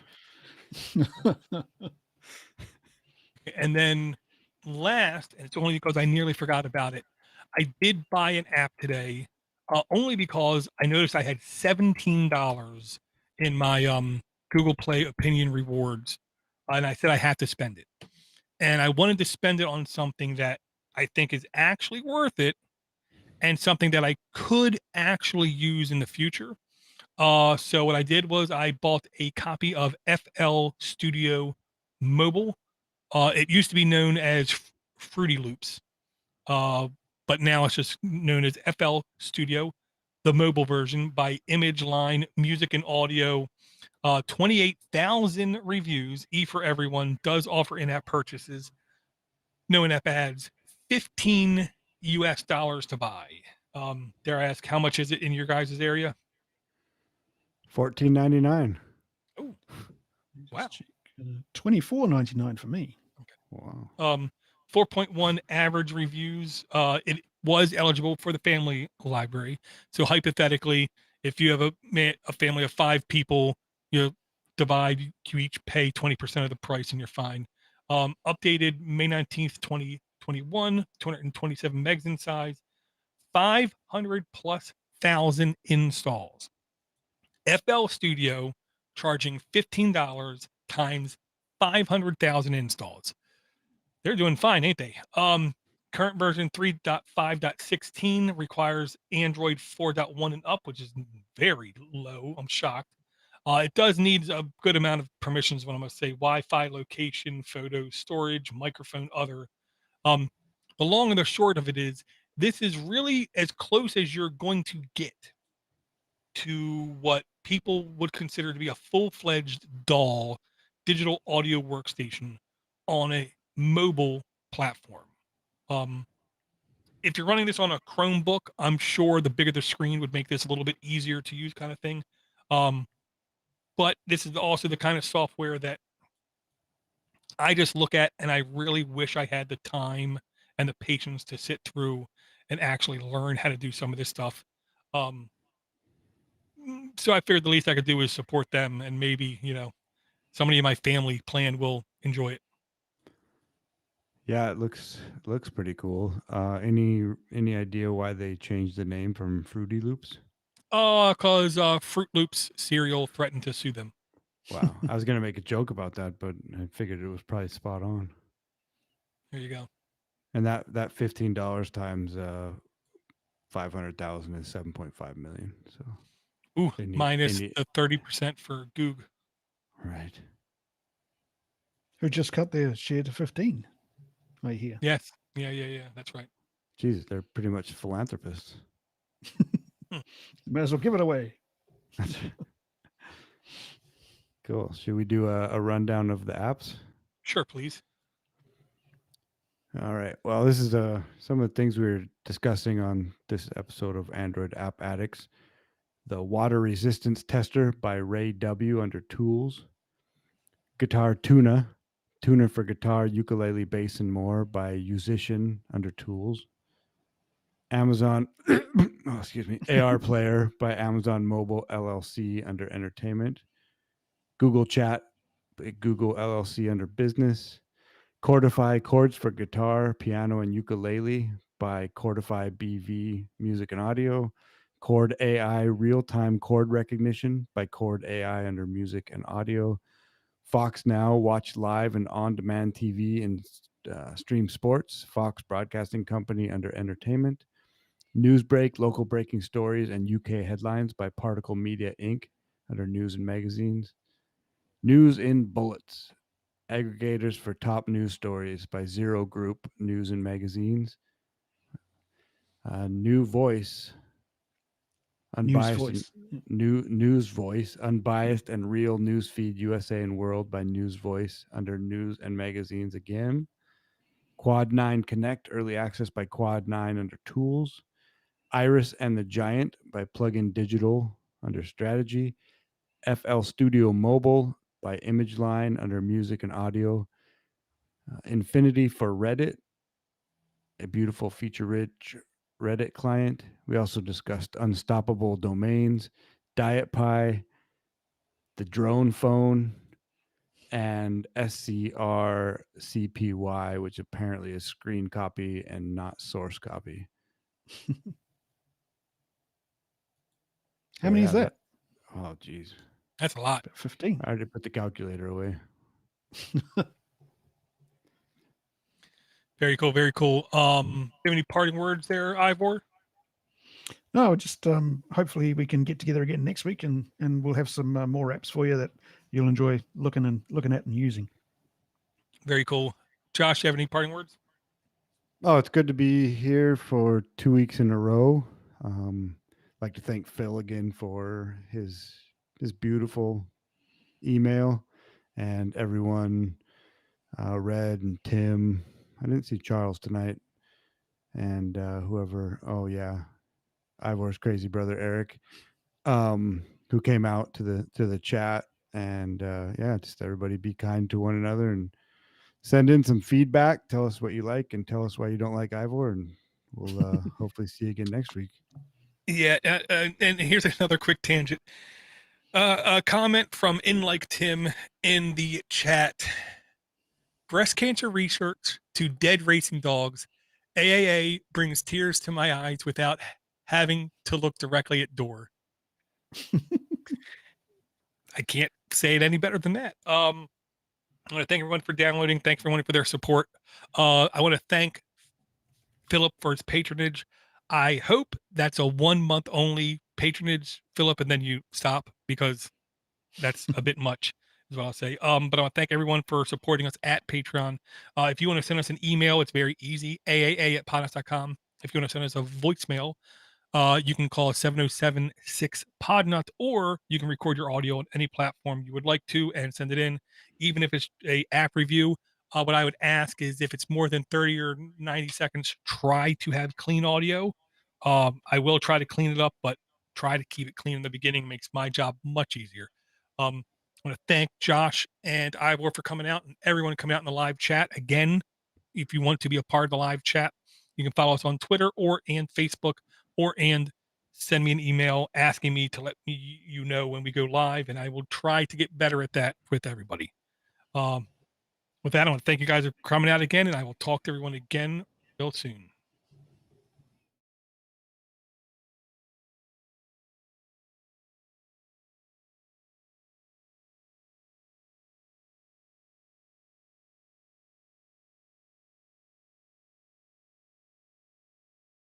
Back to them seeing us. Let's say file. Save project as 574. Yeah, I have a small bladder. Wow, small bladder and a big cup. 44 ounces. Like a true American. Exactly. I got my super big gulp. I need to watch Idiocracy again. Oh man. Yeah, I had my I was over at my sister-in-law's house, and her 15-year-old had never saw it, and I said, well, you're not going to move out of that chair for like an hour. Get used to it.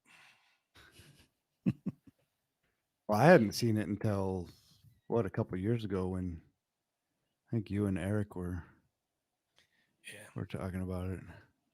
I think I watched it in the tub. Yeah. Well, it's one of those movies you got to watch it more than once, or else it just doesn't, like, doesn't really click right. Like The Castle, for instance. Oh no, man! Castle. First time I watched it, I was laughing. I couldn't believe when that story about the dead greyhound showed up on it. Yeah. What could go wrong doing a live demonstration? Dad,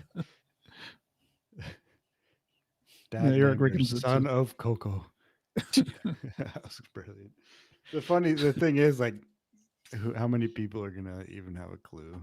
But well, unless you've seen The Castle, it's not going to happen.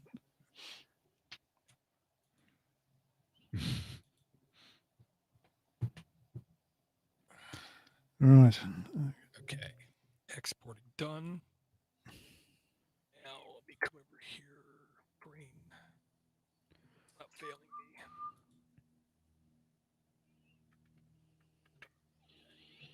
Right there. That's what I want right there, right? Is that Boomhauer? Saw a thing. It was like what if they were to cast a live action King of the Hill? Who would be cast as each person? And I can't remember who they had cast as Boomhauer, but I kept thinking, wow, that's pretty accurate. Yeah. Who would be Boomhauer? Mike Judge did another series called Tales from the Tour Bus. Hmm. You guys seen that? No. Bell. It's oh, you got to look it up, man. It's hilarious. It's basically all the stories from bands on tour, like James Brown, Rick James, you name it. There's and they talk to all the band members and everyone who was on the tour, and give all these weird stories about what they got up to. It's I thoroughly recommend it. I think I have heard of it, but I've never seen it. I'll say everything he does. It might take a certain like taste to be funny, but it's all funny. Yeah, if it was Beavis and Butthead, the first thing he did. I think it might have been. Yeah. He did the Office Space as well. He did a cartoon which inspired Office Space. Yeah. Yeah, but that's So Beavis mad at Butthead Office was- Space though. You're mad at it? You know, he was so mad at the studio for it because literally they didn't even make a trailer for it before it was released. And he like hated the poster for it. Just a guy covered in post-it notes. He's like, this doesn't mean anything. What are you doing? Yeah, so he made it quite Swingline upset. did well out of it. Yeah. Oh yeah, they literally made a red stapler out of it. Yeah. They made millions of that film.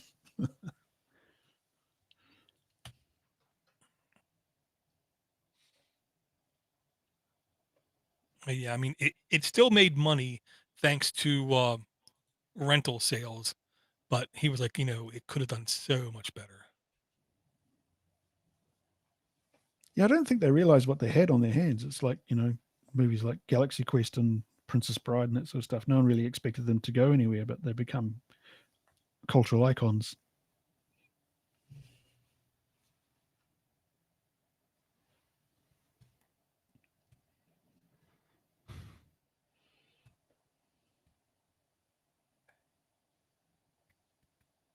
Conan the Barbarian. Conan the Librarian? Yeah, that's exactly right. Don't you know the Dewey Decimal System? Felt good. So you got my file all right last week, Door? Yep. Okay. And there will be an issue door. Well, just when I came in and we talked a little bit, I wasn't recording because Audacity wasn't working. That's all right. So, That and Weaver, stupid. I don't remember that. Oh, it was Wheel of Fish. Yeah, wheel of fish. You win, red snapper. Ooh, delicious red snapper. What the hell are you guys talking about? UHF. An equally stupid movie.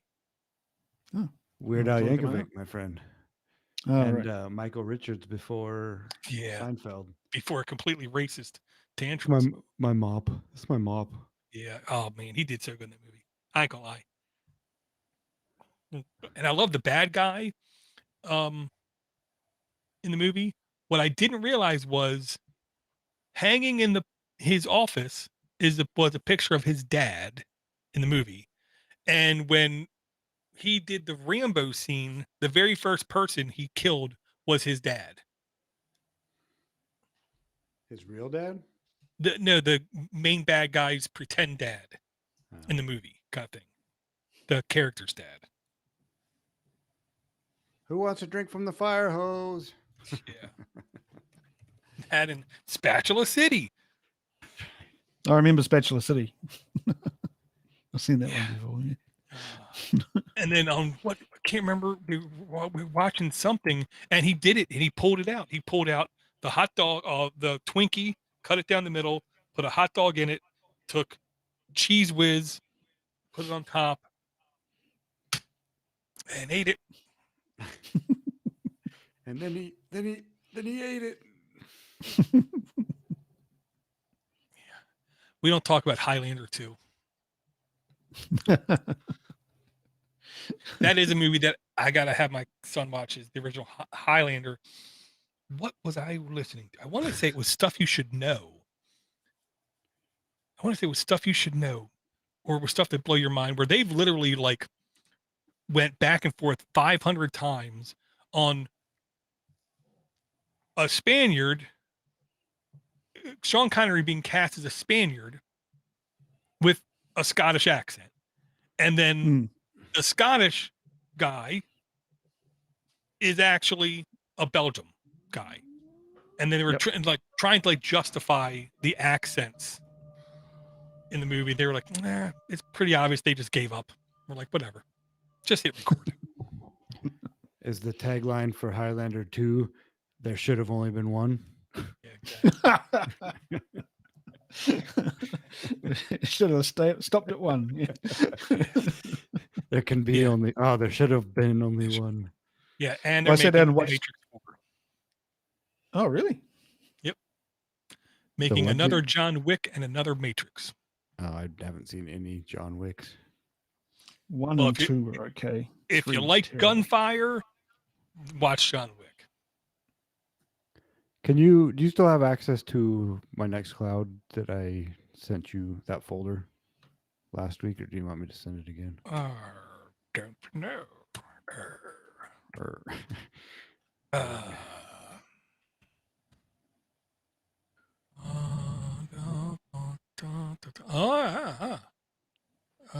Maybe. I do.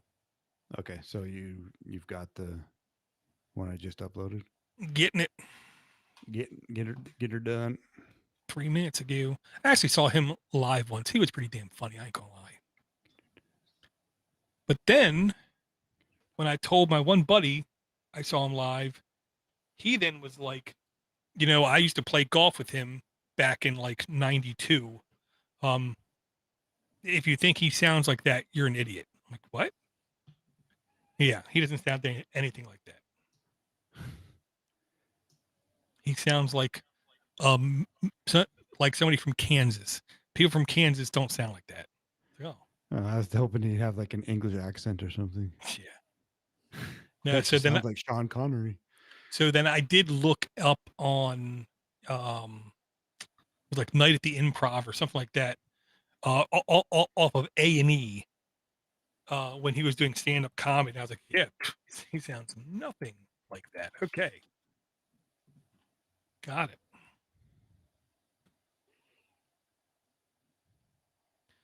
He was still funny. He just didn't sound like that. Okay, you should have my file there by now, Door. Okay, give me 5 seconds. I'm gonna come over here and set copy. Paste. Yes, copy. Where's that from? I can't remember. Oh, it was from Finding Nemo. Finding Nemo, yeah. Escape. Well, it's funny. It's spelled just like escape.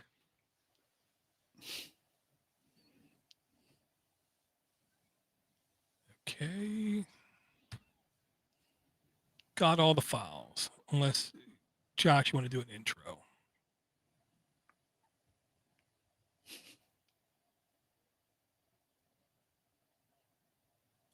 Yeah, I'm working on it, Door.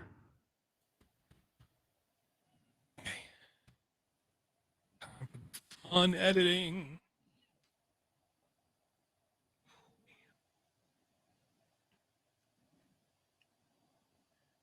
Hey, Ghetto Geek. And I know who you are. You ain't got to tell me who you are. I know who you are, man.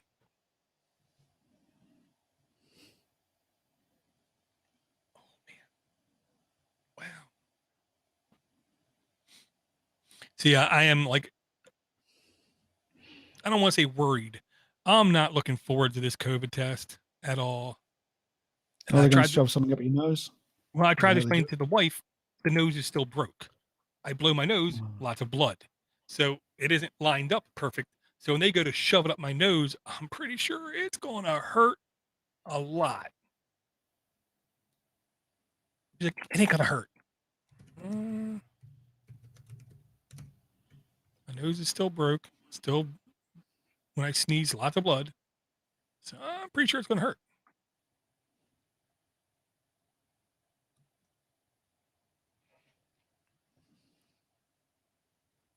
So why are you getting it done? Because I have to have surgery on Monday. Can't have surgery unless I have a positive, negative COVID test. Right. Okay. Right. Well, I've got to go and pick the kids up from the bus in a minute. So it was lovely talking to you guys and Right, everybody in the chat. And thanks for Yeah, coming you- out. You too, man. And we'll see you next week, hopefully. Very cool. All Take it right, easy. guys. Let's do it. See you, man.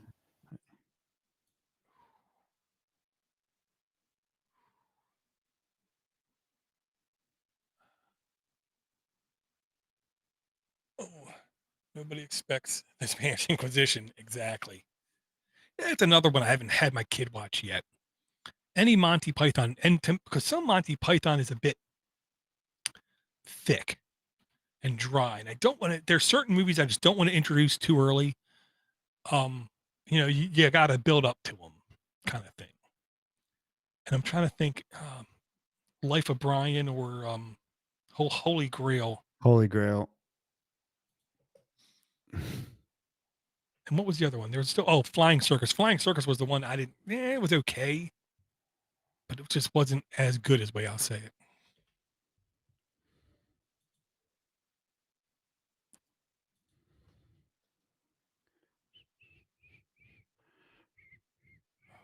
Delete. Okay, so now while that's doing that, let me say your life.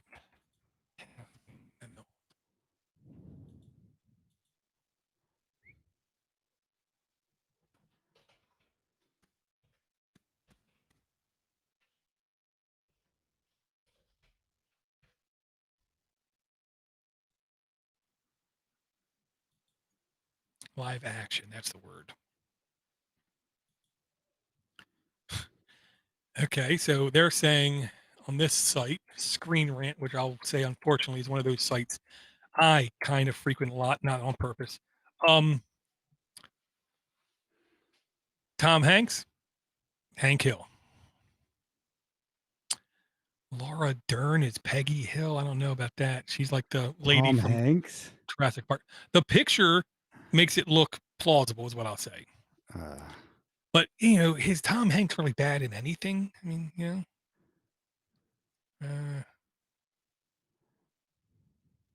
Dale Gribble is Michael Rooker.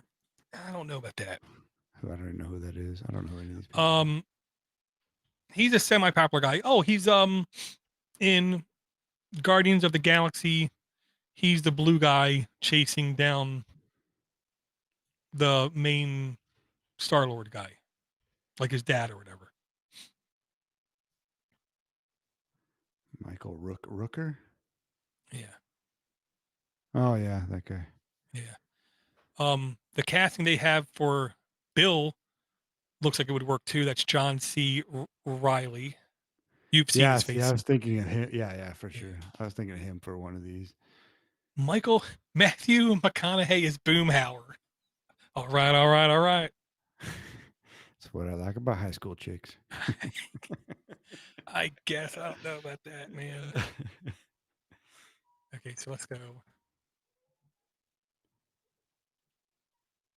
Live action. When I saw it, did not have Tom Hanks.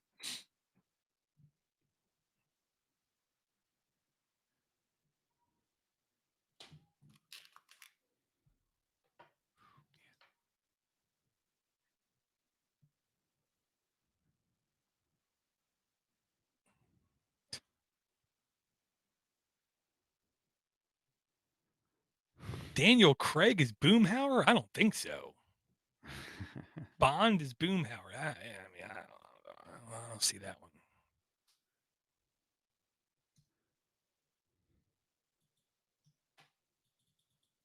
Stephen Root, that's his name. I love that guy. That's he put salt on my drink, bring this place down. Office Space, love him. Yeah. When I saw him in News Radio, that's when I said, "This is the same guy. Wow, this guy has talent." Because he played an idiot really good. He was he was on King of the Hill apparently. Well, and in News Radio, he was like the snooty, know-it-all boss. He was Bill Dowderive. Who's Bill? Yeah, he was in 258 episodes of King of the Hill. Wow, okay, didn't know that. Yeah, Yeah. Blazing Saddles. That's one of the movies I am going to have my kid watch, and I did them out of order. He did Men in Tights, where he should have watched Blazing Saddles first, but also, what was the other movie? Dang it! There's another movie like that where it's like you kind of got to see it.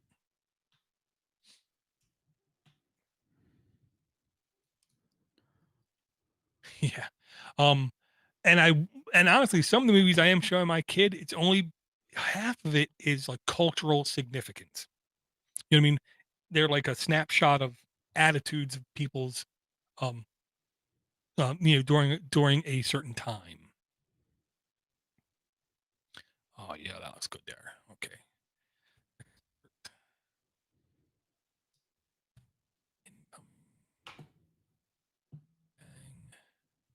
Bang. Okay. I'm going to go to the bathroom. I'm going to kill the live stream. Thank you guys for coming out. Yeah, that was fun. Thanks, guys. Yeah, I got to get going, Door.